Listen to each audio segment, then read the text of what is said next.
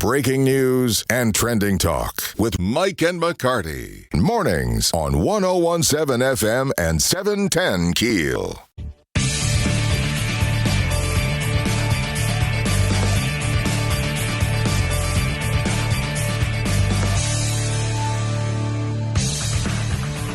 Shreveport police officers working in very third world country conditions almost at their police headquarters needs a lot of work. There has been a bond passed to address that issue, but the Shreveport City Council member Grayson Butcher says we need to do something now. Grayson, on the Jack Spring Electric Newsmaker Hotline. First of all, good morning. Hey, good morning. How are y'all? Doing well. You wrote a letter to the mayor saying even though this bond measure has been passed, over $27 million, you sum up your letter for us saying we need emergency procedures. Yes, absolutely. And look, Mike, this has been going on for years. I took a tour of the station back in 2019 and saw the deplorable conditions they were working in there. And I can't think of a public safety committee meeting that we had when I was chairman up until the end of last year that myself or Councilwoman Taylor did not ask about the condition of the police station.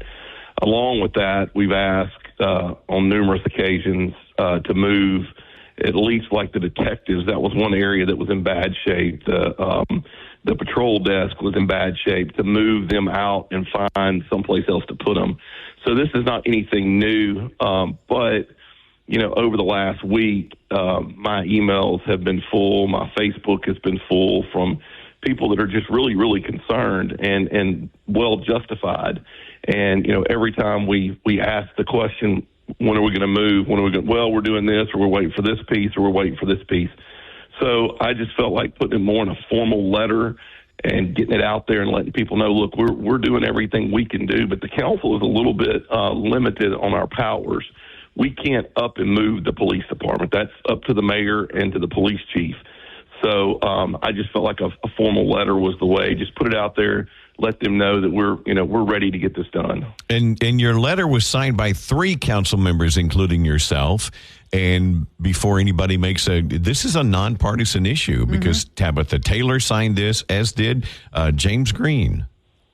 Yes, absolutely. In fact, over the weekend, there were some posts on Facebook, and I think it started like Thursday night, and we just started getting bombarded. All of us did, and with questions. And Councilwoman Taylor, actually, and I'm not telling her story, but I will. She had visited the police station, kind of not on a personal matter, but to meet someone up there. And she called me and she said, "Look, Councilman, this thing is horrible. It's worse than it was a year ago. We've got to do something." So that's why we came to this, this conclusion. And I don't think this is a shocker to the mayor or to the, I have not heard anything from the mayor since we sent the letter. But I have been talking to Chief Smith numerous times over the last few months about finding a police substation that we were promised for Southeast Shreveport. Or South Shreveport, I should say, not just Southeast Shreveport. We still hadn't secured the land for that or a building. And I've sent numerous buildings over to him, and it's just, it's not enough land, or it's not enough this, it's not enough that. We need to act. That's why it was so hard for me and other council members to get behind any bond initiative, because we just don't see the fruits of our labors. And now, look at what construction cost has done since 2021. Yeah. Are we going to even be able to build a $27.5 million station and get what we want?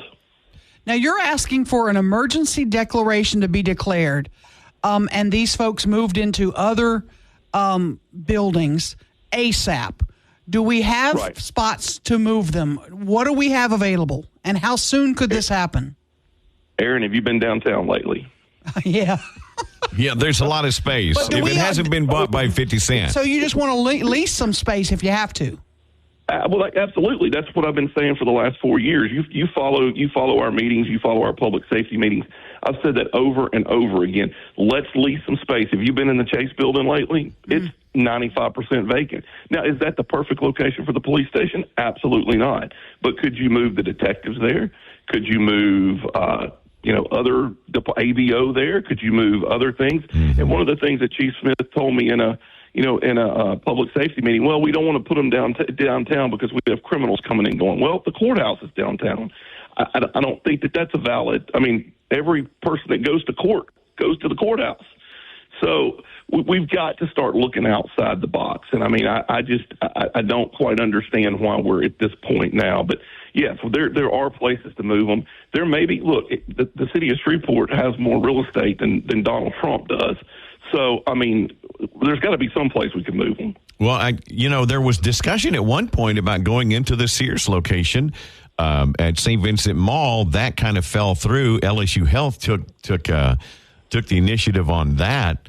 Kudos to LSU Health. That sees a good deal. Yeah, that's exciting news. Grayson, let me ask you this: what has the mayor's response been to the letter? Have you gotten anything back from him yet? What is he saying? No, ma'am. I have not heard anything, and I don't believe the other two council members have either. So, no, I have not heard anything yet. Now, we moved some SPD into the SWEPCO building, which I think we're paying $1 a year for. Do we know who moved into there? How much more room is there in there? I've asked that question, and I believe that the only people that have been moved there, and I don't really have confirmation, so I don't like speaking of that, is the downtown unit and the mounted patrol have moved into that building. But I don't know if there's enough space there. But like I said, just take a quick ride downtown. There's plenty of real estate available in downtown Shreveport. Grayson, and around. Look, you got the old Hamilton Terrace School. Yes. The Willis Knight owns. It's totally remodeled. It's across. No, it's right on Louisiana, across from Doctor's Hospital. Mm-hmm. That building is available.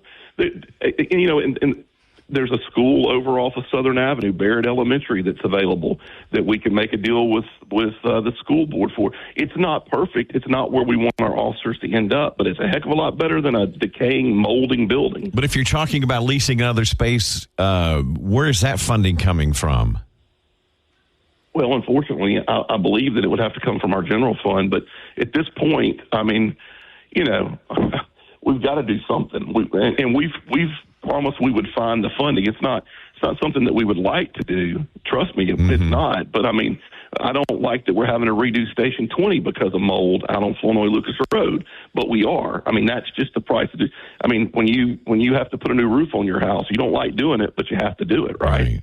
Good point. Is litigation a possibility? I mean, I'm hearing from police officers that the mold has caused them health issues. I'm hearing that too in the numerous emails and communications I got over the last couple of weeks. I don't know. I'm sure there is. I know that with Fire Station number 20, the International Association of Firefighters got very, very involved and got their attorneys involved, and I think that's what spurred the movement out of Station 20, which has been down for almost a year now. So I just think that in order, the morale at the police department's low, and I think that this really helps to hinder them from doing their job, knowing that you've got to go in there and there's no toilets at work, and it's hot in the summer, it's cold in the winter, it's moldy, it's and like you said, there are down the road health issues that we could be looking at. City Council Member Grayson Butcher, there's 3 council members, including yourself, that signed this letter. What about the other council members? Were they asked to sign? Did you think 3 was enough? I've talked to all the council members, but this originally just started out with 2 of us, and then a third wanted to jump on, but we felt like that it needed to be done quickly. But I have talked to 2 additional council members. Was not able to get in touch with the other 2, but I believe that we're all in the same boat on this, but it was just hard to get everybody's name on the letter. But I do know that this council is together on getting the police out of this building, and I know that the council will do whatever monetarily, budgetary-wise, that the police chief and the mayor wants to do. But having said that, again, the council, and I've said this over and over again on y'all's show, the council has no power to move the police department or do anything operationally. All we can do is make suggestions, and I think that's what we've done. See the pictures of the police station right now, KEELnews.com. It's deplorable. Some of them are awful. Thank you, Grayson Butcher.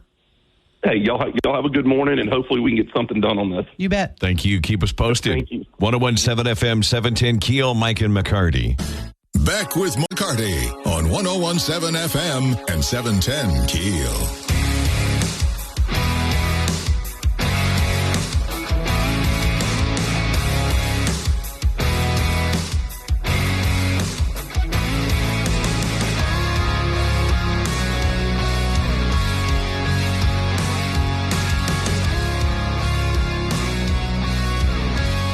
It helps if I push this button, doesn't it? Yeah, there's a couple of buttons we have to push. An app that you hate, but you have to use it anyway.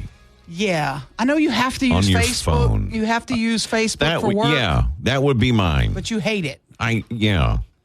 It's a rabbit hole some days. I hate social media, period. I think social media is the bane of our society in 2024. Yeah. I really do. Look at the attitudes of people today. On our KEEL Facebook page, we have this little question. It feeds into narcissism. Yeah. What app do you hate, but you have to use it anyway? Somebody put, I've never heard of this, Ruben. This must be up your alley. Hot schedules? Is this some sort of, what is hot schedules? I don't know. It must be something Honestly. with regard to work. Or Scheduling. a calendar with bare naked ladies on it or something. That's not what that is. The band. Be. I'm talking about the band. The other one that I don't know that I hate it, but I use it when I'm traveling. Waze. Okay. But I take it off. Why do you hate it? Well, I just worry they're tracking every moment every time I take a bite of a chicken, they're watching me. I feel like Waze is really watching everything because they'll pop up. They'll go, "There's a police officer near you. Where are you?" Well, if you notice, like if you're going down the highway, it'll show you your current speed. Yes. It'll post the speed on the road you're on. Too much. 75, and you're going 83. And there's a cop 3 minutes from you. For me, I love it when I'm on the road, but I hate it after that. So I take it off. If I'm traveling, I load Waze and then I take it off. The other one is MapQuest, that people say they hate, but they have to use it. MapQuest is kind of similar to Waze. It kind of tracks you as well. Okay, I've never used that. I've never used it while traveling. I don't like, and I know, but simply the fact that I have this in my hand, I'm being tracked. But I don't want to intentionally, knowingly give them more information. Yeah. What's the app my wife uses about the neighborhood? You know what I'm talking about. Yeah, I can't think of the name of it now. And I said, okay, well, let me sign up for that. But then they wanted, what's your phone number and what's your, I'm like, no, I don't, you don't need all my information. No, And so I didn't sign up for it. Next door, I think. That's it. Next door. Yeah. I go and try to clear out my apps every now and then and kind of reload some. But Facebook I have on my phone, and I get stuck in that stupid rabbit hole. I know I'm going to look for Mike Martindale on Facebook. By the time I open Facebook, I'm at 4 different things, and then I go, "What was I looking here? Why was I here exactly. anyway?" Yes, OCD. It feeds into our It is ruining our brains. I think we're going to find that. I think you're right, and I remember years ago I was on YouTube for something. And then I'm watching this weird video. I don't even know what it was. I don't know. Weird video. But I just started laughing because the comment right near the top was some guy goes, "How the hell did I get here?" Yes, exactly. And when we get back, teachers are changing their assignments in English classes. Yeah. Because of some of these apps. I'll tell you about this. This is crazy. I know where you're going. Oh, boy. 101.7 FM, 710 KEEL, Mike and McCarty. Let's get back to the show with Mike and McCarty on 101.7 FM and 710 KEEL. Okay, I came across this story. It's going to make you a little sad. It made me a little sad. I know. Not that I go out and buy a lot of this, but Tupperware is filing for bankruptcy. No, I'm bummed. Gosh, I remember Tupperware parties. Those were the Never first, been to a Tupperware party like in my life, but they were fun. Games and all kind of stuff. who of us don't have pieces of Tupperware that was our moms or our grandmothers, for crying out loud? We had the big Tupperware yellow bowl with that top that goes on it, and it was our potato salad bowl.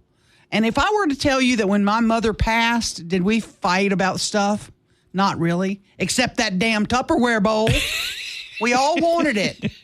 I ended up giving it to my brother, and I said, now, if I come visit you, you better make me potato salad in that bowl. I found a set of two different types of sets of salt and pepper shakers, Tupperware salt and pepper shakers. Oh, wow. I remember those. Like the kind of tall ones. Yeah, and they kind of narrow taper, middle. Yeah. like a candlestick in the. Yep. And then another set where they were more normal size, but they had the pink top or the blue top that popped open up and down.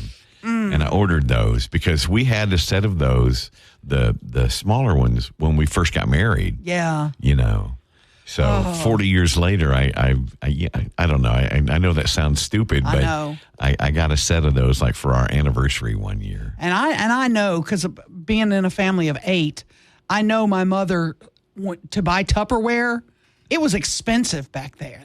Oh, right. I mean, it was a big deal to buy Tupperware. So she only bought it because it was a dear friend's party that she went to, and she kind of felt obligated. So she bought it, and we had that set. It was the different color set. And, and we had that for years. We still got a green bowl. I think it was Dina's mom's that we still got. Now, the lid, it's a plastic lid, the Tupperware lid, but it's domed. Oh, wow. Is that okay? And I'm like, okay, did the microwave do that, Probably, yeah. Or did it come that way? It's domed because it's not warped looking. Maybe the later versions, yeah. It was domed. So our lids on ours, which I hated, they were like accordion. So to clean them, you almost had to get a Q-tip to clean them. I was like, why'd they do that? Right. That's a stupid design. It's hard to clean if you're washing them by hand, that's for sure. Tupperware. Oh, Tupperware. Ruben, do you know what Tupperware is? Does he? I do, yeah. Okay, good. Okay. I was worried. I remember Tupperware. Yeah, and it was actually a man named like Frank Tupper. Was there really? That invented it. That's why it's called Tupperware. I did not know that. Yeah. I did not know that. Any teachers listening right now, you might be shocked by what we're going to talk about next, what's happening in English classrooms. Mike and McCarty, 101.7 FM, 710 KEEL. Now more breaking news and trending talk with Mike and McCarty on 101.7 FM and 710 KEEL. By the way, you can still get Tupperware. Now, you can just buy it at Amazon. You don't have to do Tupperware parties. Oh, okay. Yeah. Cool. I wonder how long we'll still be able to get it. Well, they say it's not. They are filing for bankruptcy, but they're not closing. They say it's more of a reorganization filing. Okay. Because they're like $700 million in debt. I'm going to read something to you this morning, Mike Martindale, that you're going to... Let me just read it. You ready? Yeah, I know, yeah. In many English classrooms across America, assignments to read full-length novels are becoming less and less common. Some teachers are now assigning students to read just certain passages from books because of the short attention span and to get the students better prepared for standardized tests. Just read 3 pages of Moby Dick. My brother-in-law used to teach English Lit, okay? And he told me, I remember him telling me years ago, and this was, there was still Twitter and things like that. Mm-hmm. I don't think even Instagram was around. And he said, teachers have had to change the way they teach now, even in college. Mm-hmm. Professors, when you went in, you took your notebook and your pen. Yeah. And they lectured for an hour and you took notes. Sure. And they lectured for an hour. Said they can't do that anymore. No. The students, literally, their brains, the way the neurons have fired now, and the brains have been rewired. They can't They can't focus. They cannot literally cannot focus anymore longer than 4 or 5 minutes. And the professor has to, change.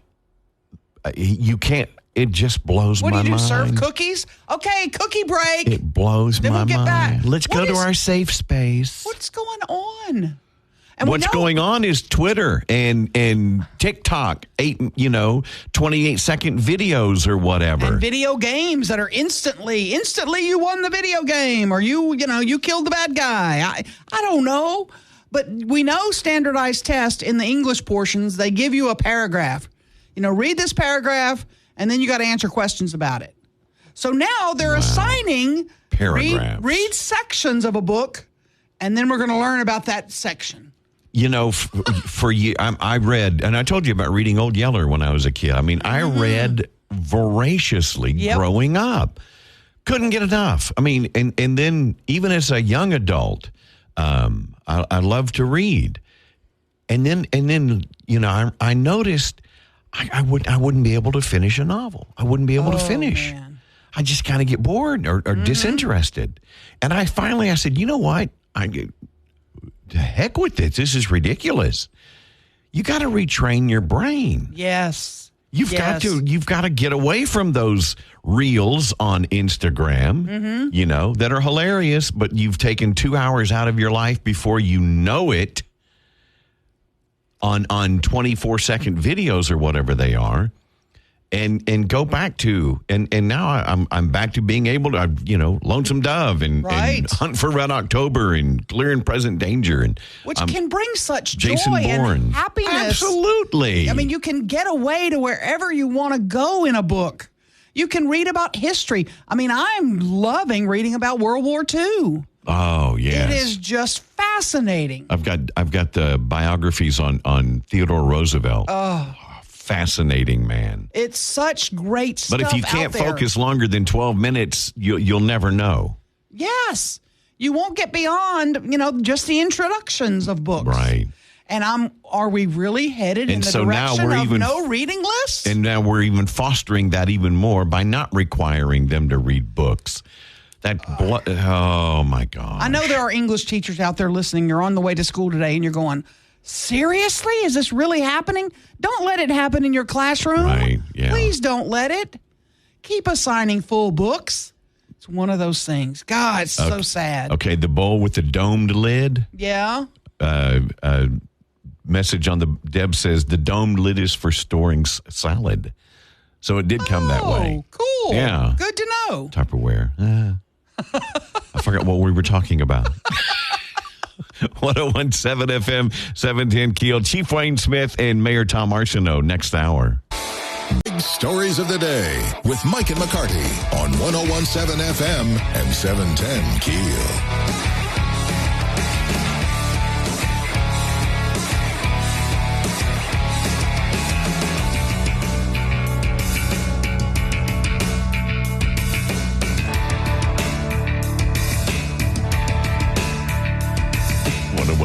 FM 710 KEEL. Today I could do I am Optimus Prime. Your voice is really scratchy. Does it hurt? Luke, I am your father. May he rest in peace. I know. Yeah. James Earl Jones. Mm-hmm.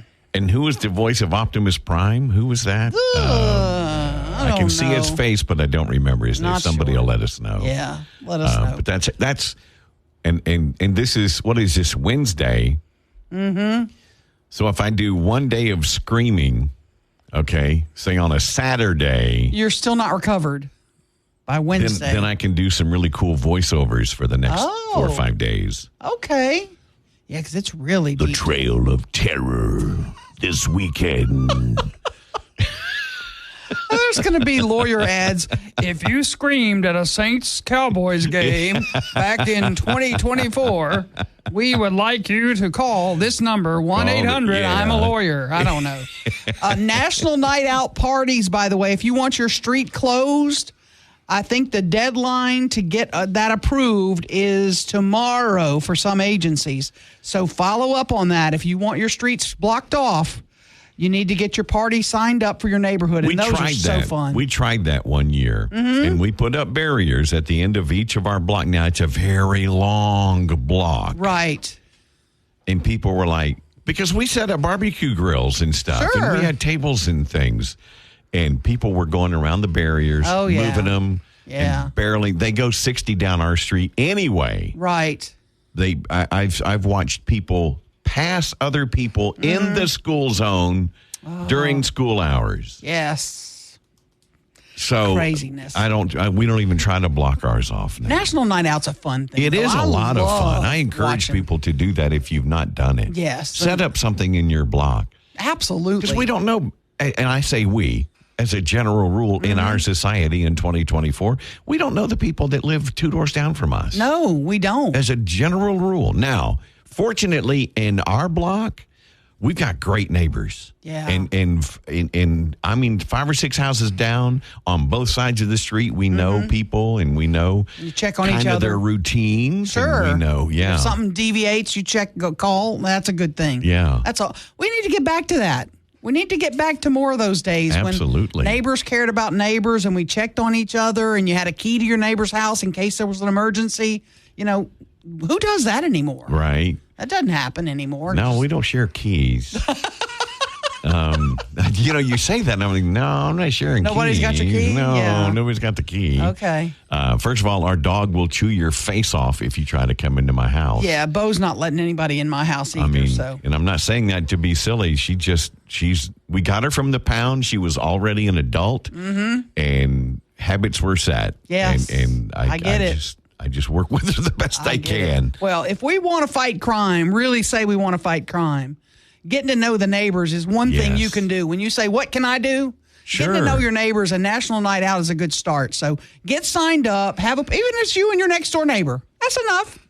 Barbecue, grill some hot dogs. Yeah. That's good. It's a good start. You don't even have to block your street off. If it just we went and crashed parties one year. That was a lot of fun. Oh, yeah. I've crashed parties a lot. Yeah. I love crashing parties. Message us especially if you're serving ribeyes. Message us. Yeah.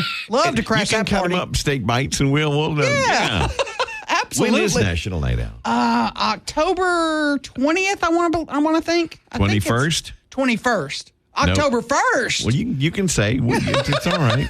October 1st. October 1st. Thank you very much. Mayor Arsenault wandered in. Look who's here. October 1st. And Mayor will join us coming up next hour with Police Chief Wayne Smith. You took a tour yesterday. I did. Mm-hmm. Was it eye-opening or eye-watering?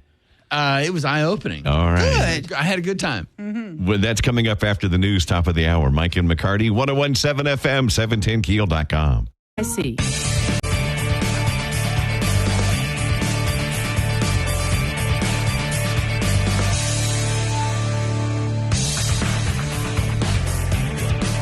.117 FM, 710 Keel.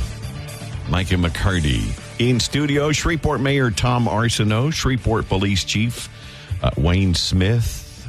Talking about yesterday, Mayor, you went through, Chief took you through a tour of Shreveport Police Headquarters.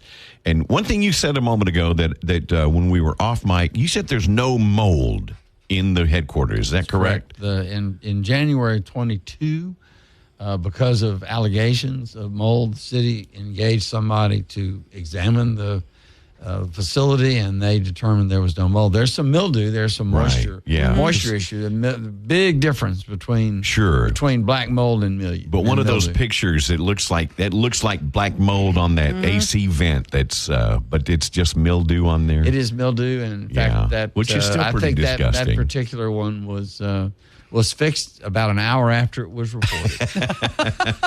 You toured several facilities yesterday. I did. I did not tour 1, 2, 3, 4 Texas because I went on an extensive tour. The replacement for that building is under design. And several months ago, I took an extensive tour with the architect, with the chief, and we went through every piece of that building. So I am very familiar with 1, 2, 3, 4 Texas. So we spent our time looking at some of the places where we're moving people, because we are in the process of moving people out of that facility. So I viewed particularly the Office of Special investigations and traffic are both about to be moved. Those facilities are already under renovation. That we had located those. They're in city facilities already. We took a tour with the media yesterday of the traffic, which is out on Monkhouse Drive. Mm-hmm. That's the new substation, correct? No, it's not. We toured yesterday. There are two things that are going to go at Monkhouse Drive. The first one is we're moving the traffic division, which will put a lot of vehicles out there, a lot of visible presence on Monkhouse. The second thing is a substation, and as it turned out, the bids for the substation were taken yesterday at 2 o'clock. Okay. They came in at $1,490,000, which was $10,000 less than our estimate. So that was very good news for yesterday. That is the one that's going to be built on Monkhouse, and there'll be an identical facility that hasn't yet been bid on North Market Street. Mm-hmm. That will be moving patrol division people. That's when we start moving. You have to remember that there are 472 police personnel bodies that are housed out of 1234 Texas Avenue. That is almost 25% of the total workforce of the city of Shreveport. So this is moving out of there is a massive issue, and we're moving as quickly as we can, but not as quickly as we'd like. Mm-hmm. Chief Wayne Smith, Grayson Butcher sent a letter to the mayor wanting to declare an emergency situation. What are some of the things that you would like to see addressed immediately at the headquarters? Well, when I got notified of the damage that everyone has seen and has talked about, I immediately reported that to building maintenance. A work crew came immediately and assessed the damage and determined that it was a seal on an awning over that doorway that had given way, that was allowing water to seep in, and the vinyl siding on the wall had peeled away, and that, some mildew was there. But within an hour, that repair was taken care of. So, moving forward, we're moving as expeditiously as we can to get our buildings built, to find additional locations. And I want to assure our people that work in that building every day that we got your best interest in mind. We're giving out our best effort, and things are moving. Do the bathrooms work in the building? That was Do the bathrooms, are they functional? Are all of them functional? Or all of them are not. They're Some not, okay. do work, yes, but all of them do not. Are you housed in that building still? Yes, I am. You are? I am. Are the conditions in your office anywhere near what other officers are working in? No, it's not. Not to that degree. There's deterioration throughout the entire building, even on my floor and in my area, but not as bad as it is in some other parts of the building. What has been moved to the SWEPCO building, where y'all leased it for, is it $1 a year or whatever that great rent price you got? What's been moved there? Because I was under the impression some administration was moving in there. No, all we have is one pod there that used to be a bank on the corner, so it's just one big office. So the mounted patrol, who was already downtown in the 100 block of McNeil Street, that will become their headquarters. The downtown unit that works over the night, all night long, beginning in the middle of the week throughout the weekend, that will become their headquarters. So the horses are going to be kept in that bank building? No. They will be by there quite often to make deposits in the area if that is the case. Now look, the horses are I got to visit all the horses yesterday, so that was a good thing. I would love to be a mounted patrol officer. I think that would be awesome. What other sites did you visit? You'd have to get Clydesdales, though. I'm just telling you. Well, we have a Percheron. We have a Percheron. We have his name is Moose. And he's a moose. He's underweight. He only weighs 1,800 pounds. Then maybe he could carry me. Yeah. He might. We started at the horse barn, and then we moved to. We went to Cross Lake Patrol. Now, where is the horse barn, by the way? The horse barn is in the 100 block of McNeil Street, right where McNeil Street is. There's a scrapyard that's near there, and it's actually on property that is owned by the Caddo Parish Commission, and they make it available to us. As I appreciate it, the actual buildings that were there were constructed with materials donated by the scrapyard and actually physically constructed by police officers. Oh wow! For the barns and that. We went to. There are two facilities very important. The traffic facility, which hopefully will be finished before the end of October, and also the space for OSI, which I'm not going to disclose, but that we toured that space and it should be ready so that both of those should be able to move out of 1234 Texas before the end of the year, and we are currently looking for other places to house these people. I wish it was instant grits, but it's regular grits. 1, 2, it takes 3, the 4 full Texas process. Is the address? You're not just showing off, right? Correct. That's okay. 1, 2, 3, 4. I got you. 1, 2 is the 1, 2, 3, 4 Texas is Northwood. Is the James C. Gardner building. It's a historic building, right? And we are replacing it. Okay. And so we know we have to move everybody out. We're in the process of looking for places to move people out, but what we're trying to do is to make that move once and use bond funds for the temporary facilities. But the longer that we have to do that, the more bond funds we use, and that means there's less money available for the building itself. When we come back, we've got to talk about this, Mayor and Chief. We can't let our buildings get like this in the first place. We got to do a better job of maintaining them. Can we talk about that when we come back? Sure. Okay. We're going to take a quick break. Shreveport Mayor Tom Arsenault, Shreveport Police Chief Wayne Smith in studio. Mike and McCarty, 101.7 FM, 710 KEEL.com. Back Mike and McCarty on 101.7 FM and 710 KEEL. In studio, Shreveport Mayor Tom Arsenault, Shreveport Police Chief Wayne Smith joining us. And you had a question, and this is, that's been brought up over the years, and Fairgrounds Field is an example. We need to do a better job of maintaining the facilities that we have.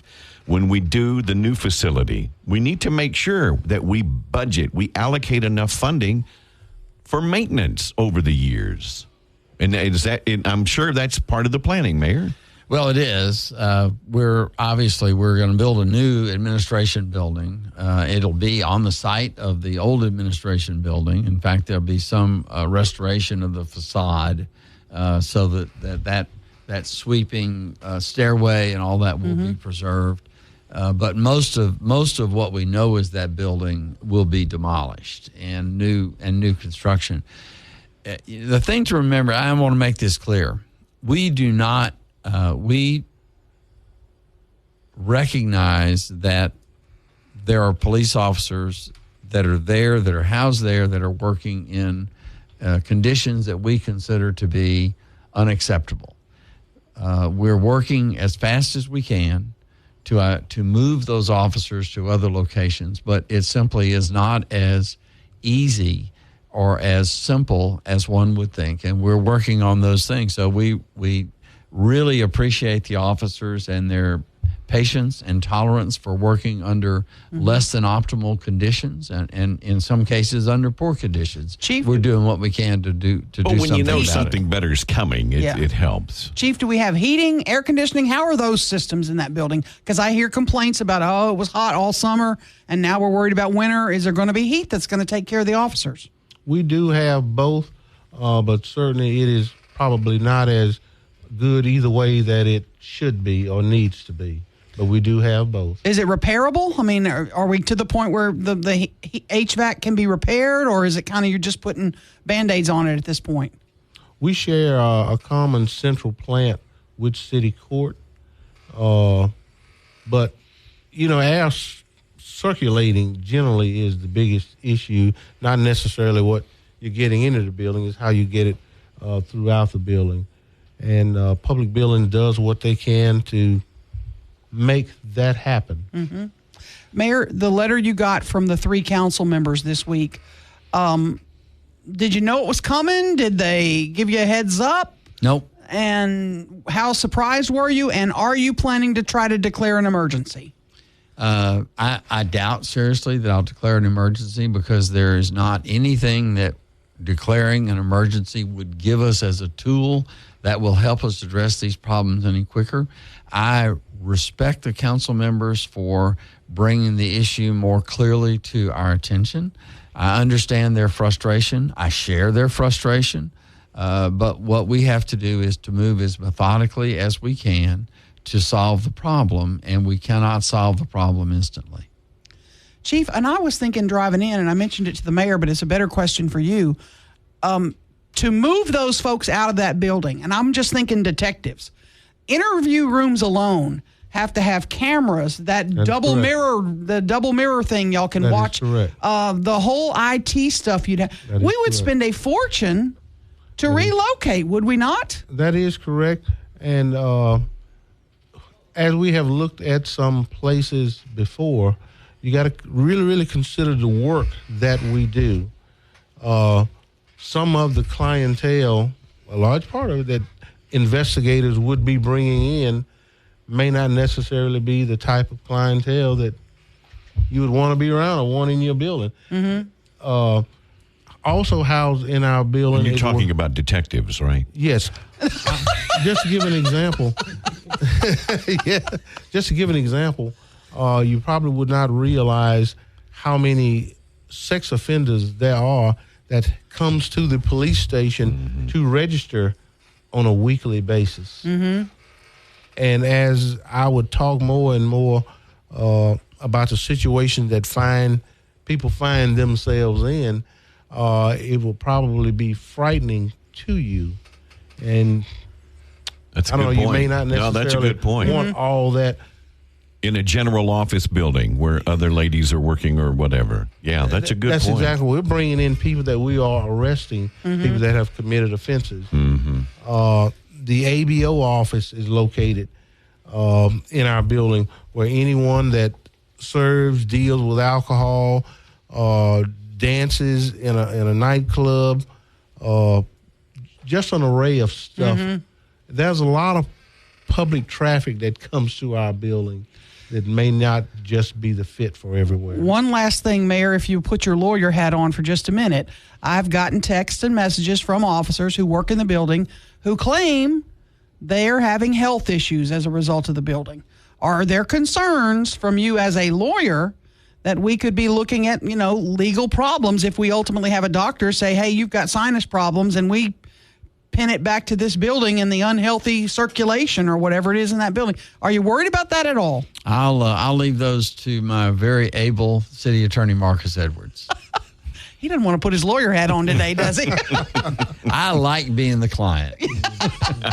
Well, I tell you this, I want to publicly thank the mayor for coming out, spending a field day with me yesterday, me having the mayor's full undivided attention all day to address my concerns, to show him police operations out in the field. That meant so much to me and the men and women of the Shreveport Police Department. Thank you, Mayor, so much for doing it. And the first of its kind. Never been done before. We got to wrap, but I want to have a moment of silence for the chief for the Cowboys. That would be welcome, because we haven't had many moments of silence for the Cowboys. There's been a lot of noise. Thank y'all for coming in. There was no silence in the AT&T Stadium, I'll tell you that. 101.7 FM 710 KEEL, Mike and McCarty. Back to the show with Mike and McCarty on 101.7 FM and 710 KEEL.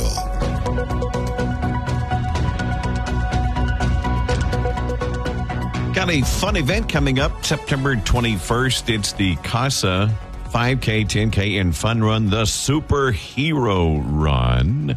In studio with us are Pat and Laura from Volunteers for Youth Justice. Good morning, ladies. Good morning. Thank you for coming out this morning. Thank you. Tell us about this run and how the proceeds are going to be dispersed. Absolutely. Volunteers for Youth Justice is a volunteer-based, community-supported nonprofit organization. Our mission is to provide a caring, community for children, youth, and families in crisis. So on Saturday, we will be at AC Steer Park, and we will have a superhero run. We feel that the children that we service in foster care, they all need a superhero. So we're going to be out there for a 5K and a 10K run at 8 o'clock a.m. on Saturday morning. So tell people that might not know what CASA is. Absolutely. CASA, C-A-S-A, stands for Court Appointed Special Advocates. And what we do, we have volunteers. So all of our advocates are sworn in and trained and then sworn in by the judges. And our primary responsibility is to visit with the children while they're in foster care and be the voice for that child. All in of a our court children, situation. absolutely. Yeah, all right. of our children have been neglected and or abused. Now, this is an event. It's obviously a fundraiser, but it's a fun event. People are going to dress up like superheroes. There'll be Batman out there and all those folks. Absolutely. We're looking for Batman. We're looking for Mrs. Incredible or Elastic Girl. We're looking for Spider Girl and Spider Woman and Supergirl and Superwoman. So we're looking for everybody that wants to be a part to dress up. You do not have to dress up. You can come out and walk around. We're going to have vendors and community organizations out there. So you can just come out and support us. And that AC Steer Park has that great walkway around. You're going to be using that, I assume. We're going to let the children use that for our fun run. Okay. We'll have a fun run at 8 o'clock a.m., and the actual run will be through the community. Nice. And it starts at 8:15. Wow, that is so cool. It's a huge event, the CASA Superhero Run. It's a 5K and a 10K. That's Absolutely. a long route. Yes. You've got some of the streets will be closed, blocked off for the event then. Absolutely. The streets will be closed within the neighborhood and blocked out. We actually have right now, as of yesterday, 158 runners. We're looking for nice. 200. So come on, if you're still out there, you still have time to sign up on our website. And it'll be like through the Broadmoor area? Is Absolutely. that right? It's going to be through the Broadmoor area. Now, will you be allowed to sign up on the day of? You can sign up on the day of for $35. Prior to that, you can go on our website, vyjla.org, and sign up for $30. Great event. Looking forward to it this Saturday. This Saturday, we'll be there bright and early, 8 o'clock a.m. Wonder Woman! I wish I hadn't seen that. Ladies, thank you so much. Appreciate it. And here's to a good event. 101.7 FM, 710 KEEL. Squib. Breaking news and trending talk with Mike and McCarty on 101.7 FM and 710 KEEL.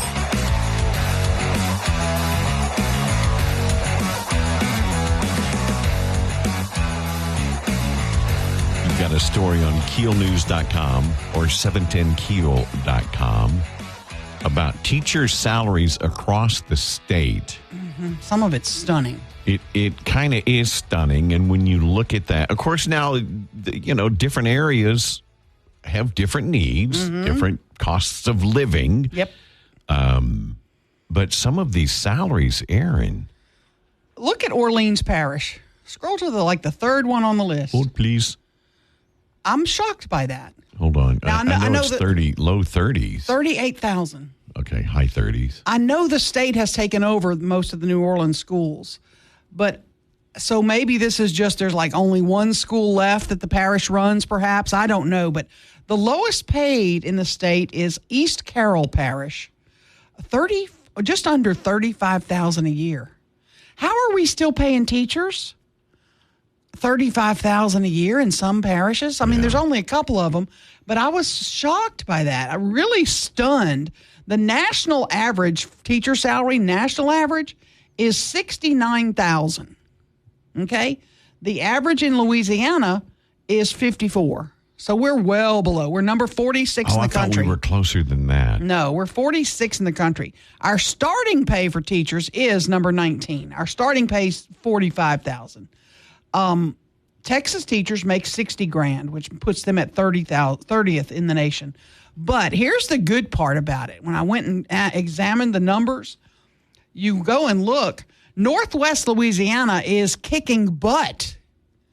I mean, big time. These are the latest numbers from Louisiana Believes, the State Department of Education. The top paying parish in the state, you'd never guess it, is Red River Parish, Coshada. $78,000 Oh my gosh. for teachers in the Coshada area. Now that's an average, right? Yep, that's an average. And they did that because they had a lot of money, I'm told, from the Haynesville shale money that they invested, and they use it for teacher salaries. St. Charles Parish is second at 65. But here we go. Northwest Louisiana kicking in here now again. Natchitoches, 64,000. Now I want to know. I'm sorry to interrupt. Mm-hmm. I want to know the correlation between the teacher salaries and the success of. That's a good question. The school systems in those areas. Well, Caddo Parish, I think, is fourth on the list or fifth on the list, and we are 63,275 in Caddo Parish. Bossier Parish is right behind Caddo. At 63,113. So they're very close. So and the reason they're close, I know, is to keep us from cannibalizing each other. Mm-hmm. You know, if you're going to make about the same to cross the river, are you going to change jobs? Probably not. And then Webster Parish is 62,000. So in the Minden area, you're very close to Caddo and Bossier. So we've got 4 of the top 6 or 7 in the state right here in our area. 5, actually, I believe. If you include Natchitoches, it's like this is the corner of the state you want to be a teacher in. It's pretty amazing. And to see some of these low salaries, you know, at the $50,000 range, a lot of them, I was kind of stunned. Mm-hmm. I thought, man, this is now teachers do earn more. Like if you want to be the sponsor of the yearbook, or you want to coach the softball team or the debate team, you do make a few $100s extra a month, and that's not included in this base salary. So a lot of teachers do that. They take extra assignments at their school to earn more. But for base salaries, you know, our part of the state's doing pretty darn good, to be quite honest. Again, I want to know how that correlates to better schools, better education. Mm-hmm. You know, obviously you want the best people, and to get the best people, you're going to have to pay them. Yep. And I'm not saying that in a bad way, but right. I want to know how that, you know, if it is a demonstrative metric that we can go, yeah, look, we've got to pay more. Mm-hmm. And to say that only one parish in our state pays above the national average is kind of sad. And the National Education Association says the shortage of teachers in the country is a direct relation to the salaries. If teachers can make, you know, right, 60,000, but they can in the private sector go do something for 80, they're going to go do something for 80, make $20,000 more. Well, sure. So we've got to think about, what do we really want? Do we want more teachers? Do we want to try to keep them? We got to bump their salaries up, and giving them a $2,000 bonus each year that's not in their salary. A stipend. I don't know if that's the answer. Right. Not sure that's the answer. Mike and McCarty, you can check that out, by the way, on KEELnews.com. 1017 FM, 710 KEEL. Back with McCarty on 1017 FM and 710 KEEL.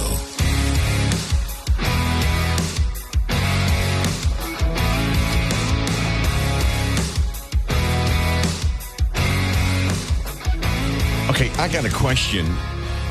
Maybe you can answer this. Maybe Ruben can answer this. Right. You know, those kids, they know a lot more about this technology than we do. You know, I upgraded my iOS on my phone. Okay. Do you have to do that? To the 18.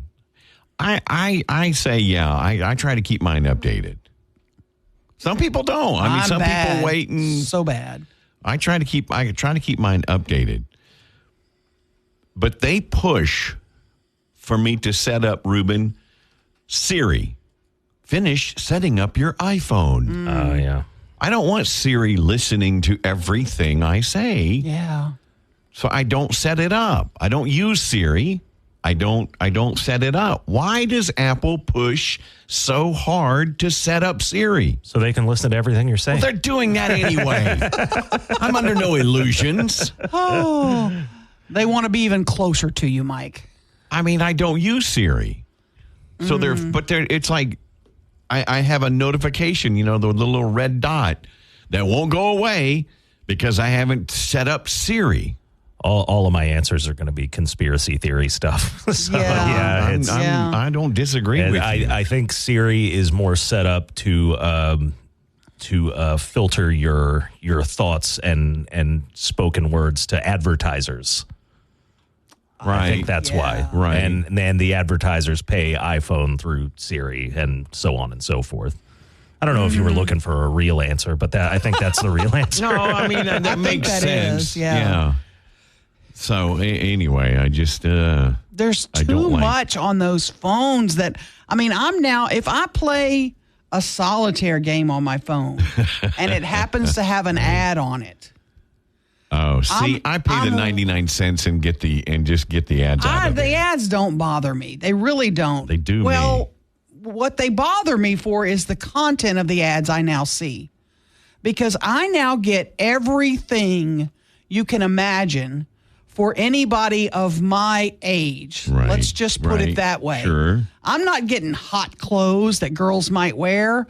I'm not getting pictures of hot dudes that might want to run on the... I'm getting stuff like medications and ways to lose weight and stuff that old people might buy. I don't want to see all that. Hey, phone, I want to see hot guys. I want all my ads now to be hot guys. Can I tell my phone that? Hot guys. All ads for hot guys. Let's see if that works later today. It's not going to work, Well, you said it so loud that I'm going to get it on my phone. Right, yeah. So thanks for that. Now we're all going to get these stupid pics now. Yeah. Oh, my God. Why am I getting these firemen with no shirts on all of a sudden? That's what angers me. It's like... If you want to live into the 80s, you should be taking this medication. Stop. Is that hot guys. Is that why I'm getting prostate ads on mine and all that? Yeah. Yes. Yeah. Please stop showing me old folks stuff. On the KEEL Facebook page, we've got an app that you hate but still use or have to use anyway. And for me, it's Facebook. Oh yeah, Facebook is dreadful. dreadful. Social media. I only signed up on Instagram years ago because the kids were on it and they're out of town, so it was a way to keep up with them. Yeah. But my daughter did text my son and go, "Dad's getting on Instagram. Clean it your up. pictures. Yeah. Check your pictures." Wrap it at 101.7 FM 710.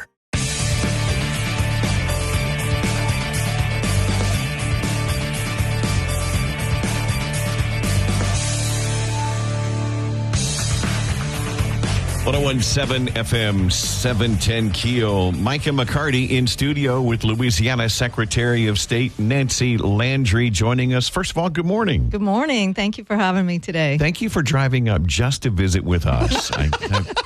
She took the helicopter. Happy to do. Yeah, she took the governor's chopper. That's what we heard a moment ago. The chopper come down. Voter registration week began on the 16th. It did, and yesterday was National Voter Registration Day, and this whole week is National Voter Registration Week. But Louisiana does very well as far as the number of registered voters as a percentage, don't we? We do. We hover around 90%. It's always a changing number because people die and new people turn 18 and are eligible to vote. But it hovers around 90%. So we have a very high voter registration rate in Louisiana. I'm very proud of that. How often do we cull that list? Because I'm curious. If people hadn't voted in the last 3 elections, they may not be still registered. May need to check it, right? We do something called an annual canvass, which is a tool that we use to keep our voter rolls clean. And just this past year, we also had legislation finally signed into law. It was Representative Les Farnham's bill that had been vetoed 3 times by the previous governor. I'm happy to say that Governor Landry finally signed this legislation into law, and it gives us additional tools to clean our voter rolls even more. So it will allow us to send verification to voters who have not voted in 10 or more years and ask them, do they still want to stay on the rolls? Are they still at this address? And if they don't respond, then they could be moved to the inactive rolls. And after 2 federal election cycles, they could be canceled from the rolls. So it's an additional tool that will allow us to keep our voter rolls even cleaner than we already do. And we're excited about that legislation finally being signed into law. Yeah, of course, the next election, Tuesday, November 5th. That's right. Kind of a big one. It's a huge one. That's right. Very important. I love the Go Vote app. You can check your ballot. There's no reason not to be fully informed before you go into the voting booth because the Go Vote app. You can even make your selections.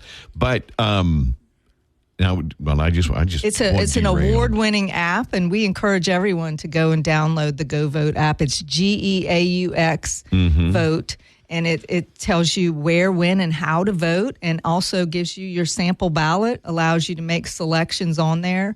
And it sort of tells you how to vote. It doesn't mean what candidate, right? Right, exactly. Right. Just, you can vote early or you can vote in person on Election Day. That's what I mean, and it tells you where to go. And early voting gets underway in Louisiana? October 18th through the 29th for presidential elections. Now we have 10 days of in-person early voting. And it's not on Sunday, though. It's the 18th through the 29th, except the Sundays during that time period. Let me ask you that. We've expanded the early voting We added a location in Caddo Parish. I know there are limits. The law limits how many locations you can have. Or is that going to expand eventually to more locations for early voting? Is that the hope for you? That is a question for the legislature. So they have expanded it to some additional sites, and it's very popular, early voting, and so it's done usually in one place in each parish. It's usually at the registrar's office, and each parish has one early voting site that's parish-wide. But a couple of larger parishes like Caddo have additional sites, and we try to accommodate them. But it's a budget issue, and it's also up to the legislature to determine. We also have criteria we use on, how many voters are in that area, and how far they would have to drive to the other early voting sites. So it's there is some criteria that we use to determine whether an additional site is needed because resources are tight. Well, starting back in 2016, really, but especially in 2020, election integrity has become a huge topic and a huge concern for a lot of Americans, not particularly in Louisiana, but across the nation. How do you address that here in Louisiana? Well, election integrity is my number one priority. And in this last legislative session, we had a package of 11 election integrity bills that we wanted to pass through the legislature. And I'm pleased to say that Governor Landry signed all 11 of our bills. They all passed, and he signed them all into law. And they centered around three themes. One, they helped close loopholes around our anti-ballot harvesting laws. There were some loopholes that people were using to get around the spirit of the law. And number two, they helped us to clean up our voter rolls. One was the Les Farnham bill I just mentioned that allowed us to do an additional canvass, verify more voters. And thirdly, they established uniformity across the state in how we count absentee ballots and whether we reject or accept a ballot based on certain information that's missing. So those were the three main themes. We also had some miscellaneous ones. We had one that established a division of election integrity within our agency so that we have made it clear to the public that we have officers that investigate allegations of election fraud, and they are very active around the state and investigate any allegations we have of any election fraud in the state. And you need an ID to vote in Louisiana. Absolutely, you have to have an ID to vote, and thank you for that. That's one of our strong election integrity laws that help to keep us ranked in the top 10 in the nation in election integrity. So we're not always at the top of good lists, but for election integrity, we have a lot to be proud of in Louisiana. We're ranked in the top 10 in the nation in election integrity. And our Louisiana legislative auditor has also audited our election policies and procedures and found that we have policies and procedures in place that protect our election integrity. Can we take a break? Can you stay with us? Sure, I want to talk about mail-in ballots when we come Sure. back. All right, cool. Louisiana Secretary of State Nancy Landry in studio, Mike and McCarty, 101.7 FM, 710keel.com. Let's get back to the show with Mike and McCarty on 101.7 FM and 710 KEEL.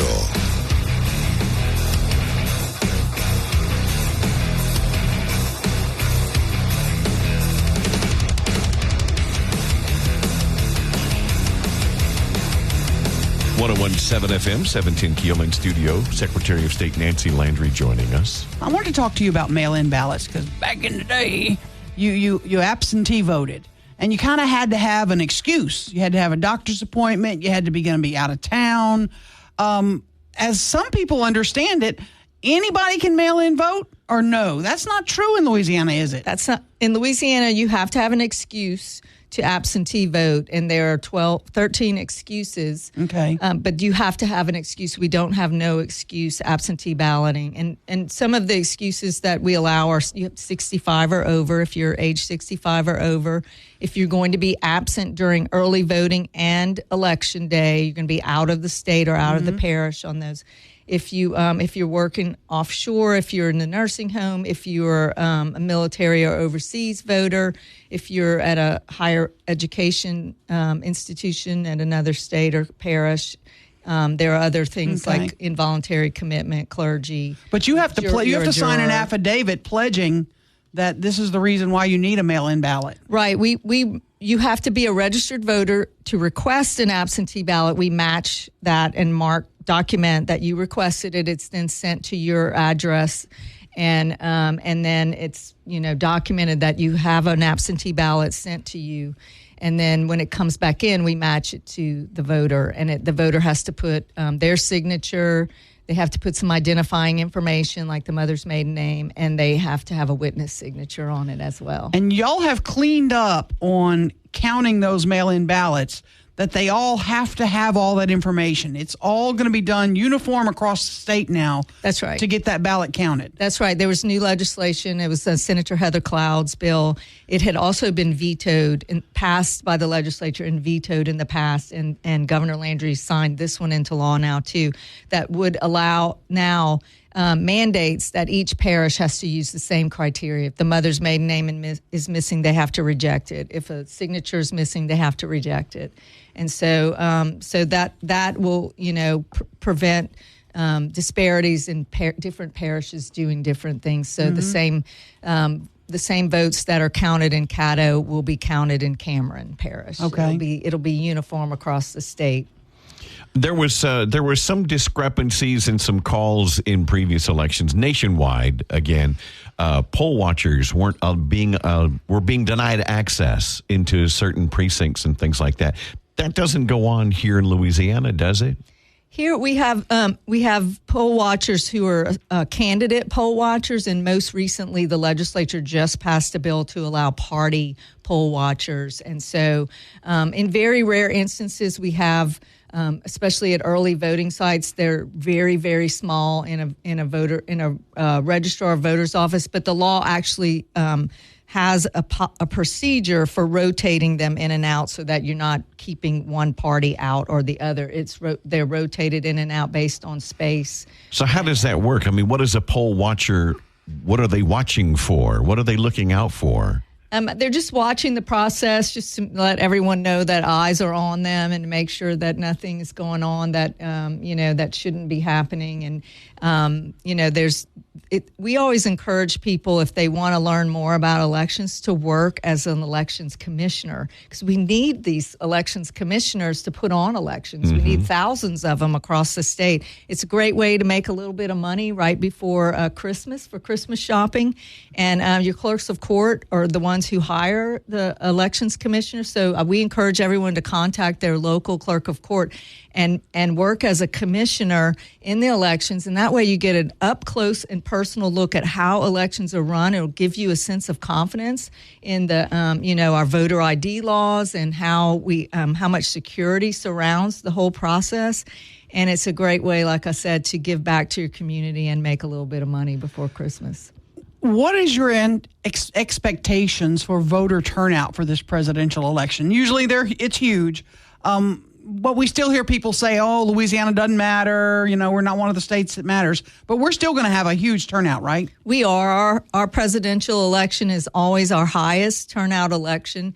And we anticipate between 68 and 71% turnout for this election. And it's a relatively small ballot. Presidential election, our U.S. representative, and then I think there's a bond. Is there? It depends on your parish. Right. Each parish has different, my ballot is actually kind of long. I live in the East Baton Rouge Parish. Oh, okay. But for many people, it might be, just a really short ballot. But some people have local props and local races. There are a few local judge races in my parish. You might want to remind voters here, though, too, that the congressional district lines are new. And people might not realize. They might think they're in Mike Johnson's district, but they're not. They're in the new district, and because downtown Shreveport's in the new district. What's going to happen when somebody questions that at the vote and say, hey, I'm in the wrong, what's this congressional district? I have no clue about these people. So the legislature is, the ones who determine the lines of the districts, and they're constitutionally charged with drawing those lines. And there was litigation, and the court ordered that we use SB 8, which was one of the latest plans passed for the congressional district lines. So that's the plan that we were ordered to use, and that's the one we used. And so we would, we can look them up and confirm that is indeed their district that they vote in now. And so, the courts may change their mind later, but right for this election, that's the plan we're using. So you need to know before you go. Right, and we did send changed. notice. We do send notice to everyone who had a change in district. They did receive a new voter card with their new districts in it. So everyone should have been notified that if their congressional district was lines were changed. Well, again, you can check that in your Go Vote app. Exactly. Be sure to download that. It'll tell you all of your districts that you're in. Whether for congressional, all the way down to your city council districts. Exactly. And before we let you go, Secretary of State Nancy Landry, our Shreveport boy designed the sticker you're going to get. It's the little crawfish, right? It is, and we're so excited that Academy Award-winning artist William Joyce agreed to design our I Voted sticker this year. He was very gracious and didn't even charge us to do it, and it was amazing. Little festive crawfish. So excited that he voted, and we're really excited to hand out these I Voted stickers in this election. And we were very thrilled to have an artist from North Louisiana, particularly up here in Shreveport, representing. This is going to rank right up there with that Blue Dog sticker. This is going to be a collector's item. You don't have any yet, do you? You don't have any of these yet, do you? I didn't bring any with me, but I do have some. But cool. We can get you one. They're out now because we send them out with the absentee ballots because people get upset if they don't get their I Voted sticker. Send us 50 each. Yeah. Not that they're going on eBay. No. This is going to be a collector's item. This is awesome. Bill Joyce is a cool guy, and I'm so glad he did it. We were so excited to have his artwork and add that to our list of esteemed artists who have designed our I Voted stickers. If I vote twice, do I get 2 stickers? You can enjoy that second sticker in jail. Nancy Landry, Secretary of State, thank you so much for coming in. Thank you for having me. I appreciate it. Always a pleasure. 101.7 FM, 710 KEEL. Now more breaking news and trending talk with Mike and McCarty on 101.7 FM and 710 KEEL. On the Jack Spring Electric Newsmaker Hotline, Dr. Michelle Yetman joining us from LSU Health Shreveport. Dr. Yetman, good morning. Good morning. Thank you for having me. Of course. Thank you for joining us. You've got a pretty exciting event coming up, the a free health fair at the School of Allied Health Professions. Yes, it's actually tomorrow, Thursday, September 19th, from 3 to 7 p.m. at the School of Allied Health. And we will be offering all of the typical free health screens that most people come to expect, blood pressure testing, glucose testing. We're also going to have some really novel tests. We have a screen for your sleep apnea risk. We also will be providing something called CarFit, which is provided by our occupational therapist to see how seniors fit with their car, and it has to do with safe driving. So we have some kind of unique opportunities, and we will have information on autism and autism awareness. So we really have something for everybody across the lifespan, from little kids to seniors. And so this is free, 3 to 7 p.m., and it says you'll have snacks available, so you'll have Twinkies and root beer and Doritos, right? Exactly. No, unfortunately, my committee vetoed that. But You we said will have healthy snacks and drinks. healthy snacks, 4 different types of water. But we will have snacks. But of course, that's all bonus. The main part is to showcase the School of Allied Health. Most people, when they think of healthcare, they just think of doctors and nurses. But the truth is, there's a whole host of other health professionals that people might not be aware of. We have 13 different programs, from nursing to physical therapy to physician assistant, occupational therapy, numerous programs within our school. So it's also a great time for young people, maybe high schoolers or college students, to come and interact and see all the different jobs available in healthcare. Well, I love the different type screenings that you're doing, the balance and fall risk. And how do you check for sleep apnea in a situation like this? Normally, don't you have to do a sleep study? Right. So this is not telling you that you have it. It just looks at your risk. So 2 of the tests that we offer, one is BMI, your body mass index. And then depending on that, they can look at the circumference of the neck and a few other factors to let you know maybe you are at increased risk, you are at significant risk, and perhaps you should go get a full sleep study. Folks are thinking LSU Health, I got to go in that big building. This is not. This is 1450 Claiborne Avenue, right? Right, and we will have free parking. We are actually kind of the street behind the big hospital building that most people think of. It's a 4-story building. We are on the ground floor. It's going to be our huge gym. So easy parking, easy access. You walk on in, very accessible. And it's a lovely building. It's a lovely newer building. Let me ask you one more thing. The car fit thing is intriguing. Are y'all going to actually get in the car and watch me drive to see if I'm a hazard? You actually do it stationary. The car is parked, but they look at how you fit in terms of your position with your steering wheel, your mirrors, your grip, your positioning. A lot of so people interesting. Complain about their back pain, different things, and it might be to do with their car positioning. So they'll look at all of that. Going to check hearing too. What if somebody doesn't fit? Would you tell them you got to buy a new car? No, it's usually simple modifications that they're able to recommend and help make appropriate safety adjustments. This is cool. It's happening tomorrow. I love the 3 to 7 in the afternoon, so folks who are working during the day have time to get out there. 1450 Claiborne Avenue. It's the big health fair happening tomorrow. Thanks for joining us. Thank you for having me. You bet. Dr. Michelle Yetman, Mike and McCarty, 101.7 FM, 710 KEEL. Big stories of the day with Mike and McCarty on 101.7 FM and 710 KEEL.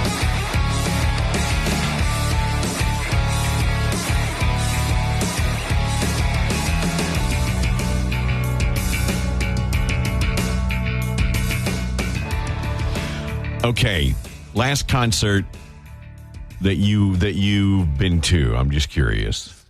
Last concert. Gosh, it's been a minute. The Eagles. I'm trying to think if I went to somebody since the Eagles. I think it might be the Eagles. Let me ask in a minute. Let me ask you something. In Reuben, you play in a band. Yes. You perform on stage. I do. Is this... I saw an interview with Miranda Lambert, and I couldn't agree more with her. She said, encores are weird. It seems disingenuous. You play your last song, air quotes, then you go off stage and you stand there. Okay, if you clap loud enough, we'll come out and sing one or three Everybody more songs. comes back. And they come back. Yeah. Just do the damn songs and then leave. Say bye. I'm done. And turn the lights on and everybody go home. Yeah. I agree with her. I'm kind of with you.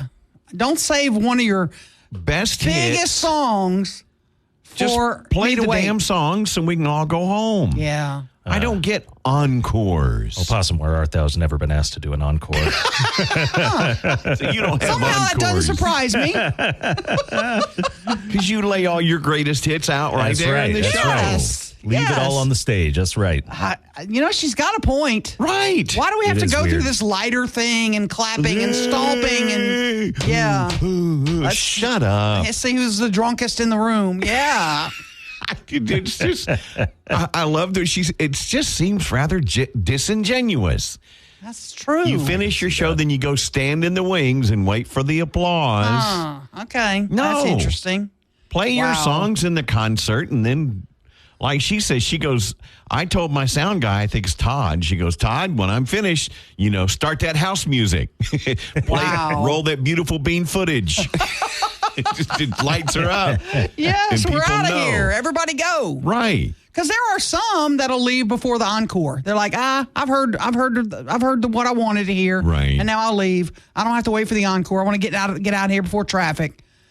But if you all are just leaving at the same, that may be the thing, just for traffic to get out. And there's one phase of traffic and then a second phase. No, I don't know. I don't think they could care less about traffic. They don't have to worry about that. They don't know, but the audience, I'm with you. I'm like, play your songs and let's go. Yeah, I never got the encore thing, and when somebody actually vocalized it, I was like, thank you. Yeah. And as far as any kind of live show goes, musicians are the only ones that are expected to do that. Like, it's almost expected for big acts, anyways. Oh yeah. You don't get that with like the circus or stand-up comedy or anything like that. Or the opera. Bring one more elephant out. No, Come on. Right.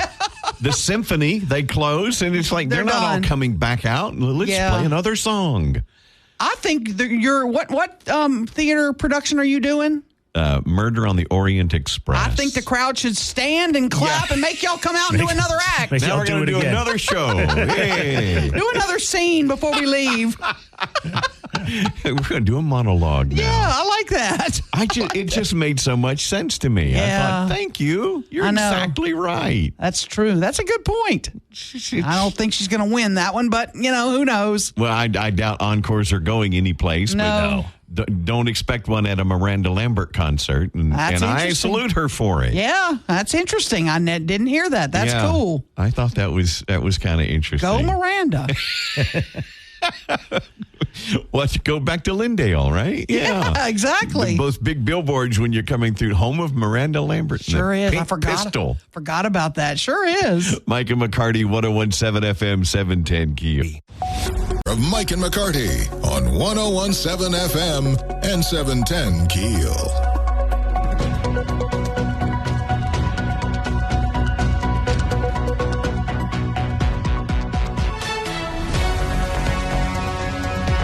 Talking about encores being weird. Message on the Shreveport Security Systems message board said, they just saw, where did it go? Just saw Gladys Knight. Thank you. Yeah. Gladys Knight at the Municipal, and that's exactly what she did. Sang Midnight Train, lights went on, we left. Oh, wow. Yeah. She didn't do an encore then. I'm not sure. She's 80. She doesn't need to do an encore. No. When you get 80, you don't need to do an encore. I'm okay with that. I'm okay with no encores anyway, to be honest. I don't like them. Why didn't you just sing that song to begin with? Yeah. Move on down the road. Stroke your ego to applaud more and stand up. No. Yeah. The follow-up to the Gladys Knight message on the Shreveport Security Systems message board is everyone was home in time to take their geriatric meds and be in bed by 9:15. Whoa. Hey. That hits a little close to home for some of us. Yeah, I hate that. Come on. Speaking of geriatric meds, did you see who filed for bankruptcy? That just made me a little sad, just a little bit. And the sad part about it is folks Ruben's age and under have no clue about Tupperware. Tupperware. And you've never been to a Tupperware party, have you, Ruben? No. No, well, don't worry. Lame. Neither have I. Or any other type. That was the first kind of girl parties you used to have. Right. Or Tupperware parties. You would go, you would have snacks, and then you would buy Tupperware at these outrageously high prices. Exactly. And then you would keep them and hand them down to your children and grandchildren. We have a bowl still to this day. It's a green Tupperware bowl with the lid is domed. And I thought at first, I wondered if it was, or did get put in the dishwasher and, no, it was made that way. And we got a message said, no, that was for salads. Okay. For some reason. For I like don't know the lettuce. why. Yeah. But so we have one of the domed ones. And I found Tupperware salt and pepper shakers on eBay. Whoa. Because when we got married 40 years ago, we had the salt and pepper that has the pink top and the blue top for salt and pepper. And I found a set of those, and I ordered them. It's sentimental, Yeah. because I think we got them as a wedding gift, 40 years ago. If I were to tell you when my mother passed 9-10 years ago, if we fought over anything, it was the Tupperware. We had one yellow Tupperware bowl that it was the potato salad bowl, and all of us wanted it. Because it had such memories of the potato salad we loved. Exactly. And so my one of my brothers got it, but I told him, I said, anytime I visit you, you got to make me potato salad in that bowl. So he's got the green bowl that we have was Dina's mom's. Oh, so that's sentiment. I remember that bowl at her house. And I know my mom only bought it at a Tupperware because there's 6 kids. There's 8 of them. So it was expensive for her to go to a Tupperware party and buy a set of Tupperware was a big deal because it was pricey stuff back then. But my brother still got that potato salad Tupperware bowl, and I'm sure that's what he makes in it. That's all he puts in it. Potato salad. Lieutenant Governor Billy Nungesser are going to be joining us tomorrow. Mike and McCarty, 101.7 FM, 710 KEEL.